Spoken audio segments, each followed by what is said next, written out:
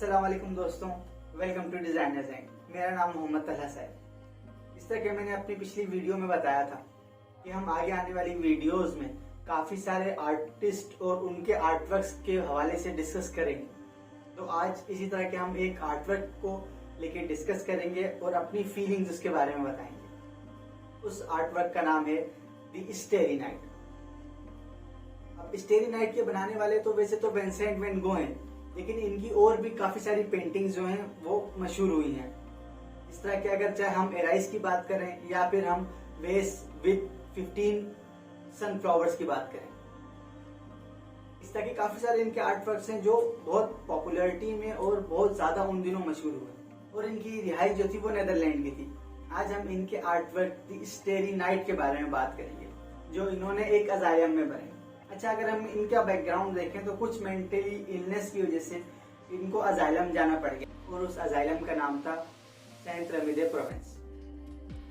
उन्होंने अपने काफी सारे आर्टवर्क्स बनाए। ऑलमोस्ट अगर हम उनकी हिस्ट्री देखते हैं तो हमें पता चलता है उनकी ऑलमोस्ट 2100 उन्होंने आर्टवर्क्स बनाए और उनमें से काफी सारे आर्टवर्क्स ऑयल पेंट के थे और ऑयल कैनवस में जो उन्होंने आर्टवर्क बनाया उनकी तादाद थी ऑलमोस्ट 860 और काफी सारे आर्टवर्क्स उन्होंने तब बनाए जब वो अजाइलम जा चुके थे।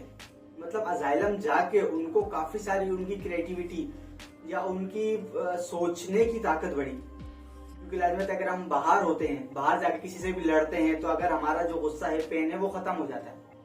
लेकिन जब हम एक ही जगह हैं, रह रहे हैं, एक ही जगह बंद हैं या कैद किया हुआ है किसी ने, तो जब हम चीजों को सोचते हैं तो हमें काफी सारी विजुअलाइजेशन आते हैं, काफी सारे स्टेप्स नजर आते हैं, क्योंकि उस वक्त हमारे पास लड़ने झगड़ने के लिए कोई और नहीं होता। अगर हम उनको देखें तो उन्होंने चाहे वो डिप्रेशन में हो या खुश हो, लेकिन उन्होंने अपना जो आर्टवर्क बनाया, अब उस आर्टवर्क को अगर हम थोड़ा सा डिटेल में देखें अपने हिसाब से तो हमें पता चलता है कि वो दिखाना चाह रहे हैं कि बाहर बहुत सारे घर भी हैं, स्टार्स भी हैं, जो बाहर के लोग रहने वाले हैं वो आजाद हैं। चाहे उनके नीचे अगर देखें आसमान भी है, वो चांद को भी देख पा रहे हैं, पहाड़ भी हैं और बहुत सारी हवा और वाइब भी है। तो अब अगर हम इस पेंटिंग को डिटेल में देखें तो हमें पता चलता है कि इसमें ज्यादातर पार्ट जो है वो है ब्लू कलर का। अब अगर ब्लू कलर की हम साइकोलॉजी में और या फिर ब्लू कलर की डिटेल में जाए तो हमें पता चलता है कि ब्लू कलर वो चीज है या वहां पे अप्लाई होता है जहां पे गहराई बहुत ज्यादा हमने दिखानी होती है। बिलफर्ज अगर हम देखें स्काई, अगर स्पेस को देखें तो स्पेस बिल्कुल ब्लैक है, लेकिन अगर हम उस सूरज की तरफ या फिर आसमान की तरफ देखते हैं तो एक हद के बाद हमें चीजें ब्लू नजर आने लग जाती है। इसकी साइकोलॉजी ये बोलती है कि एक हद तक जहां तक हमारी नजर जाती है उसके बाद हमें ब्लू चीजें नजर आने लग जाती हैं। इसी तरह अगर हम किसी सी में या समुद्र में जाएं तो जहां हम खड़े हैं वहां हमें व्हाइट नजर आता है कि यहाँ का पानी व्हाइट है या ट्रांसपेरेंट है, लेकिन आगे एक हद तक हमारी नजर जाती है, वहां से हमें दिखता है कि नहीं, आगे वाला पानी जो है वो ब्लू है। जैसे ही हम आगे जाते हैं, उस जगह खड़े होते हैं तो हमें पता चलता है नहीं, ये जो जगह है ये व्हाइट है और इससे आगे वाला पानी ब्लू है। तो इसी तरह हमारी आई का कॉम्बिनेशंस काम करते हैं कि हमें एक हद तक जहां तक चीज नजर आए वो ब्लू हो जाती है। अब इसमें ज्यादातर हिस्सा जो ब्लू का इस्तेमाल हुआ है, मतलब ये बहुत ज्यादा डिटेलिंग और बहुत ज्यादा शार्पनेस हो या फिर बहुत ज्यादा गहराई दिखाना चाह रहे हैं इस पेंटिंग में, क्योंकि वो बजाय खुद तो एक अजाइलम में थे। अब इसके एक बंदा अगर कहीं कैद है या अजाइलम में या एक घर में कैद है, उसको जो बाहर की दुनिया वो बहुत आजाद लगती है। इसी तरह अगर हम देखें, इसमें बहुत सारे घर भी बने हुए हैं जिसमें वो दिखाना चाह रहे होंगे कि बहुत सारे लोग हैं या बहुत सारे बंदे बाहर हैं, लेकिन मैं सिर्फ जो है एक अंदर हूँ।